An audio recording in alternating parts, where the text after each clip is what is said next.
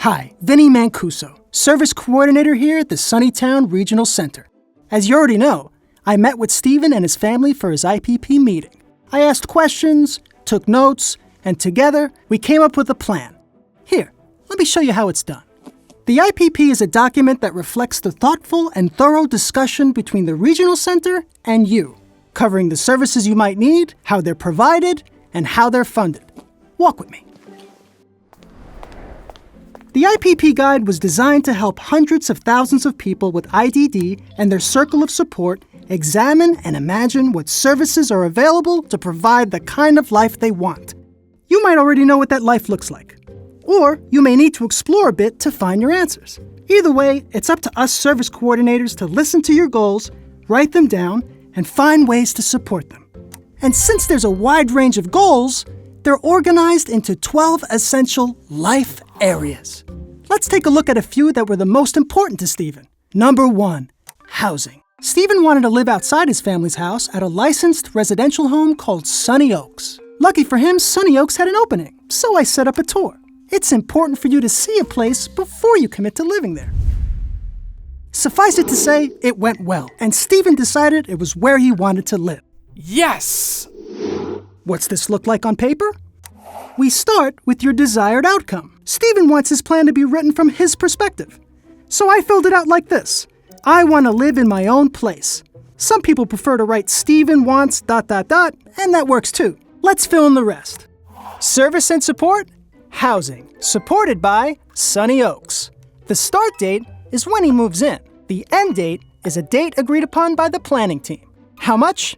Is 1 unit. That may sound impersonal, but in housing, each unit is a month of living there. And how often? Sunny Oaks is funded monthly. And funded by means who is paying. Now, while some supports are fully paid by one source, some rely on multiple sources. In this case, Stephen's SSI and the Regional Center fund Sunny Oaks. It's easy to understand, right? If not, ask your service coordinator to explain. Up next, employment. Stephen's desired outcome is to be able to buy baseball tickets, make people smile, and definitely not landscaping. So I thought Stephen would want to work at the baseball stadium. Home run, right? Not necessarily. I made assumptions, and mistakes were made. You're out of here! So I asked more questions, really listened, and acted upon what I heard, rectifying said mistakes. And together, we found Stephen a new paid internship that he loves. That is one good-looking turtle. So back to filling out the agreement. Service and support is paid internship program, supported by Sunnytown Employment Services. Start date is the first day of training. End date is 1 year from the start date. How much? Our internships are funded by the hour. Stephen wanted to work part-time at the pet store, so we allotted him 30 hours a week. And the internship is funded by the Regional Center. This continues until all your chosen life areas are completed. And once that's done, we move on to the agreement section.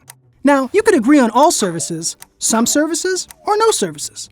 Also, you could request a notice of action if you need to challenge a decision the Regional Center made to your services.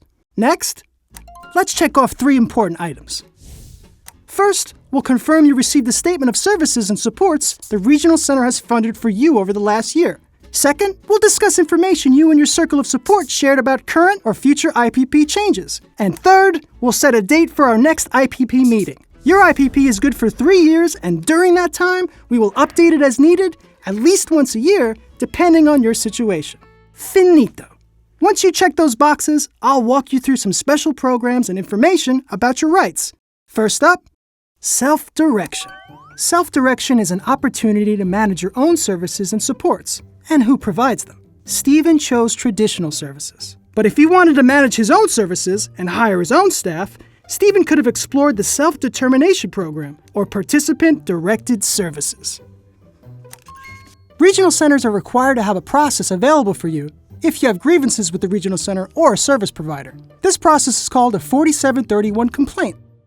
The whistleblower policy means that the people we support are protected if they anonymously report illegal or improper activity anywhere they receive services. California says opportunities for competitive integrated employment shall be given the highest priority for people with IDD. This means real money for real work. The Regional Center can help you register to vote if you're eligible. which, in my humble opinion, is something you should do. Who am I to argue with democracy? Am I right?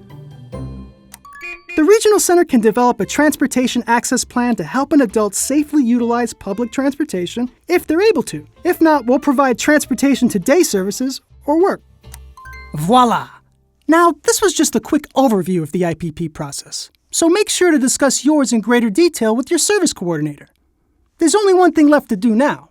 Sign it. All right, Cavalry fam, time to sign. Did you look everything over? We sure did, bud. Great. Sign on the dotted line, my man. And remember, every time your IPP changes, you'll have to re-sign. So that's it. Easy peasy, lemon squeezy. And now in the near future, we'll get back together for a follow-up to make sure the IPP is still working. Remember, your planning team strives to be person-centered in all they do. And that person in the center is you.